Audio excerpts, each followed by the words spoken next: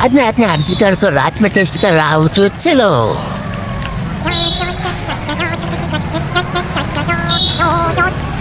अरे सरस्वती,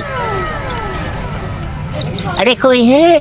मेरे मालिक ने भेजा है गोभी मंचूरी पार्सल। वो कितना आलसी है कि हर बार मुझे ही बेचता है। कोई है तो ले लो। अरे भैया आ गया, भैया आ गया। आंटी, मैं खोलता ही नहीं हूँ, मेरे मालिक ने भेजा है।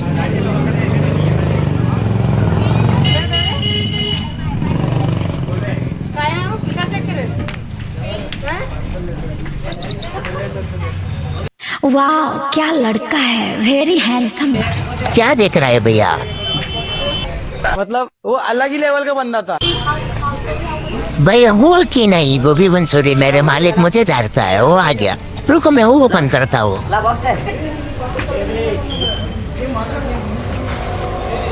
अच्छे से रखो भैया,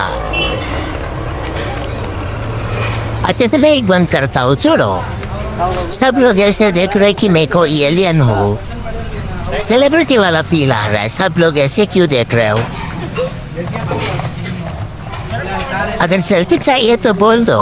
अरे भैया कितना हेल्पफुल है, चेयर निकाल रहे मुझे जाने के लिए। Tata bye bye. Uncle ji, ऐसे और अमेजिंग कंटेंट के लिए चैनल को सब्सक्राइब करें और अकाउंट को फॉलो करो, जी दबा के शेयर करें।